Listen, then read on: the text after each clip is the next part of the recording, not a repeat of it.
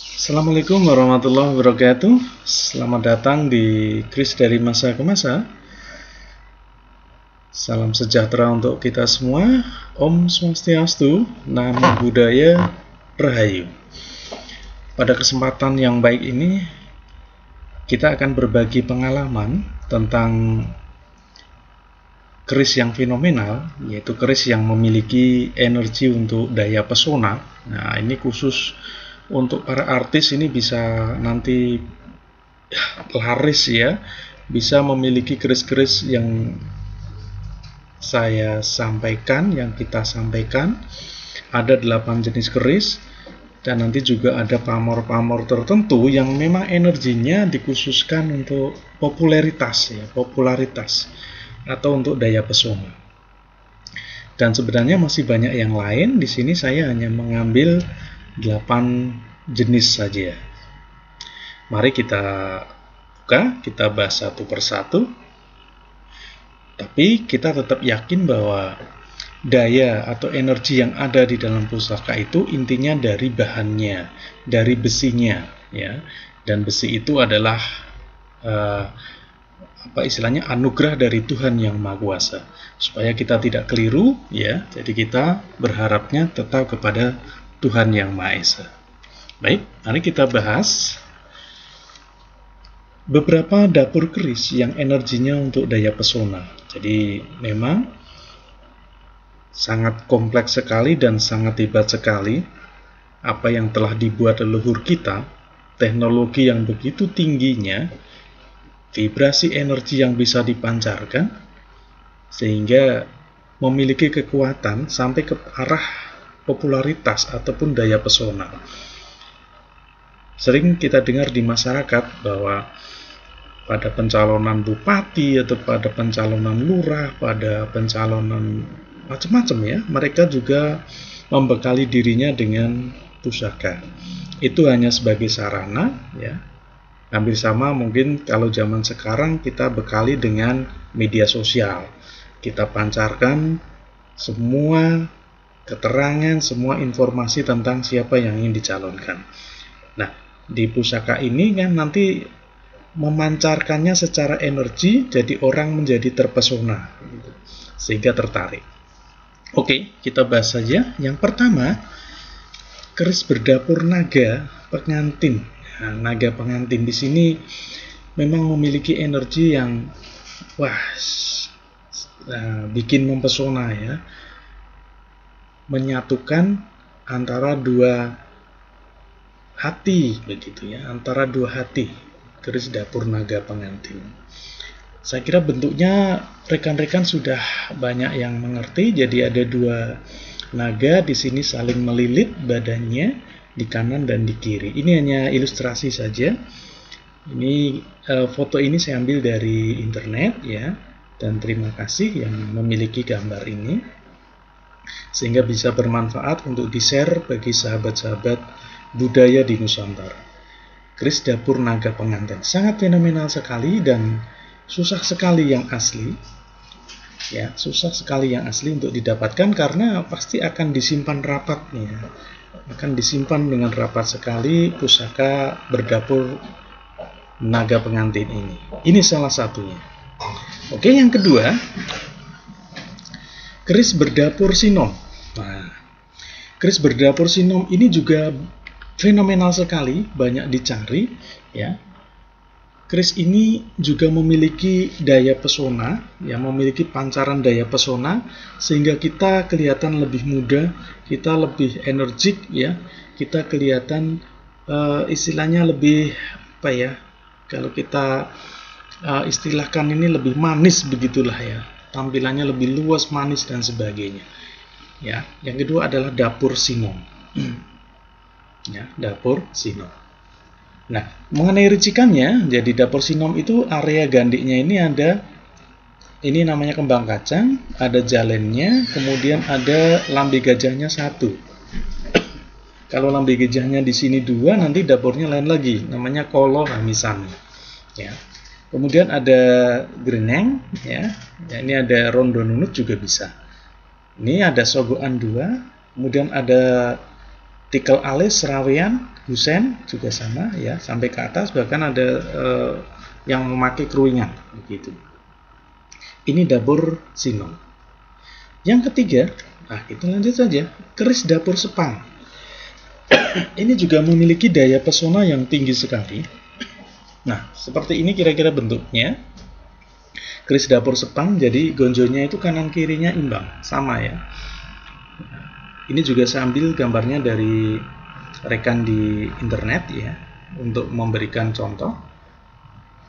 Dapur Sepang ini memang populer sekali di masyarakat sebagai keris yang ya untuk pemikat gitu ya. Jadi untuk menjaga keseimbangan ya. Bahkan ada apa ya istilahnya kepercayaan khusus bagi mereka yang memiliki keris Sepang ini siap untuk memiliki istri lebih dari satu begitu. Ini sebuah contoh keris dapur Sepang karena bisa adil ya, kanan kirinya adil, dan tentunya Jepang juga memiliki daya pesona. Ya, jadi ini ada grenengnya, juga ada tidak ya. Jadi ini termasuk dapur Sepang. Loknya bisa lurus, bisa lok 3, lok 5, semuanya ada ya. Lok dapur Sepang. Kemudian keris dapur Pudak Sategal. Nah, di sini. Jadi, keris ini memiliki pudak sategal. Apa saja, baik lurus maupun luk ya. Karena inti dari pudak sategal ini adalah memiliki filosofi tentang pudak sategal itu nama bunga. Ya, jadi bunga dari daun pandan. Itu baunya istimewa sekali. Baunya enak sekali. Jadi pudak sategal itu adalah pudak ya. Pudak itu bunga pandan tadi, kita memiliki sategal ya, sategal. Jadi satu pekarangan. Ya, harumnya hebat sekali. Jadi keris ini memiliki filosofi tentang bagaimana mengharumkan nama. Nah, karena namanya jadi harum ya, orang itu bisa menjadi populer, disenangi di masyarakat. Ini sebuah contoh keris dapur Pudak Sategal. Ada lurus, ada luk 3, ada luk 5, luk 7, semuanya memiliki ya, ada semua ya, ada semua yang rincikannya Pudak Sategal. Tetapi khusus kalau yang dapur Pudak Sategal ini memang luk 5 ya, luk 5 khusus ya. Oke.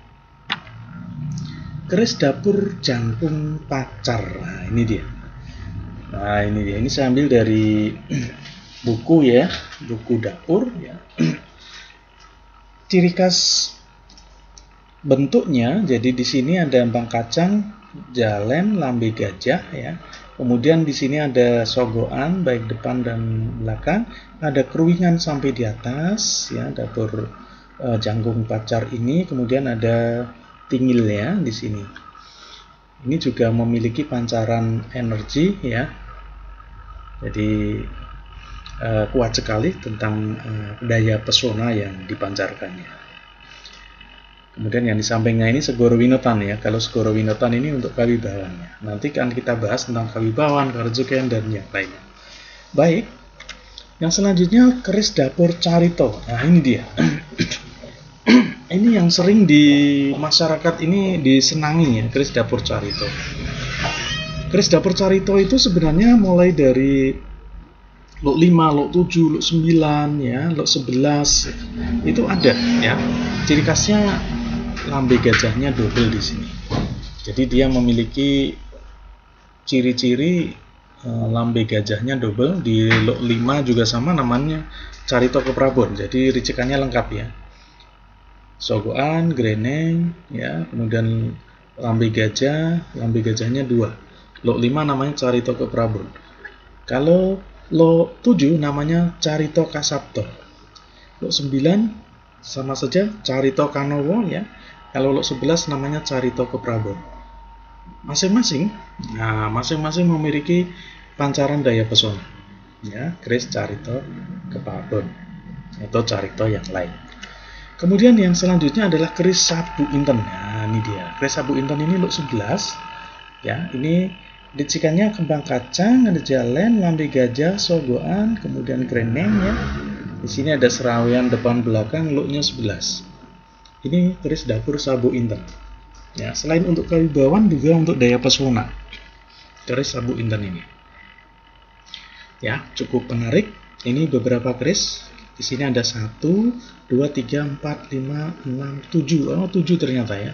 Kurang 1. Nah, kalau saya bilang 8 di sana, 8-nya nanti pelengkapnya adalah pamornya. Ya. Jadi sebenarnya masih banyak lagi, ya. Masih banyak lagi yang untuk daya pesona, tapi yang inti adalah keris-keris ini, ya. Nah, kalian rekan-rekan, sahabat ini bisa nanti memberikan masukan ya, apakah benar ini, ya, benarkah yang ini? Kenapa dapur Semar Mesem tidak ada, Pak? Ya. Kenapa dapur Jaran Goyang tidak ada di sini, ya? Ya. Nah, sebenarnya keris-keris itu juga sama ya, tapi ini yang ada di yang sering kita jumpai adalah dapur-dapur seperti ini. Kemudian yang lain, sekarang ke arah pamornya, pamor yang memiliki energi daya pesona. Yang pertama adalah pamor belarak sineret ya istilahnya, pamor belarak sineret. Nah, kira-kira seperti ini tampilan pamornya. Ini gambar saya ambil dari internet juga untuk mendefinisikan pamor belarak sineret. Di sini memiliki daya pesona sehingga orang ini menjadi populer dan banyak pengikutnya. Ya, pamor belarak sineret. Ya, kerisnya bisa lurus, bisa lock, silahkan, tetapi pamornya arahnya ke belarak sineret. Indah sekali. Ya, ada yang rapat, ada juga yang tebel-tebel ya. Tadi keris belarak di sini bisa bermacam-macam. Kemudian keris pamor kenongo ginubah. Nah, seperti ini bentuknya, kenongo ginubah. Jadi seperti bunga kenanga di situ, ya, bunga kenanga. Jadi melambai ke bawah seperti ini. Nah, ini juga memiliki daya pesona ya, pancaran daya pesonanya juga tinggi. Kemudian pamor largansir. Nah, ini dia. Ini juga sama ini ya. Pamor largansir ini juga untuk daya pesona, untuk mendapatkan banyak pengikut juga sama. Jadi keris-keris baik lurus, baik lock, pedang maupun tombak yang memiliki pamor ini tujuannya jelas ya, untuk energi daya pesona. Kemudian ada lagi pamor yang cukup istimewa, yaitu pamor Tirto Tejo.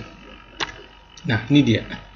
Jadi pamor ini ada batasan di pinggirnya seperti untu walang, tapi dia bukan untu walang. Kalau dilihat akan berkilauan.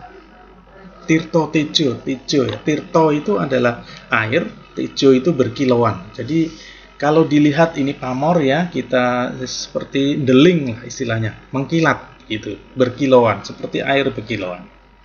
Ini yang sering diistilahkan dengan Tirto Tejo. Oke, itu beberapa pamor yang memiliki pancaran daya pesona yang tinggi ya. Cocok untuk rekan-rekan yang ingin meraih kepopularitas ya, pengen jadi artis, pengen jadi bupati, pengen jadi lurah, pengen jadi DPR, bahkan pengen jadi presiden kan itu ya. Oke. Jadi ini sebatas energinya untuk mengangkat ya. Jadi tidak meyakinkan bahwa itu akan jadi, tidak ya. Energinya akan terangkat sehingga akan menjadi populer. Begitu. Oke, selanjutnya. Nah, tangguh energi yang kuat untuk daya pesona itu apa saja? Nah, ini kalau berdasarkan tangguhnya itu ya jelas era-era yang tinggi ya, era-era yang sepuh, yang kuno seperti Kediri dan Jenggala. Ya.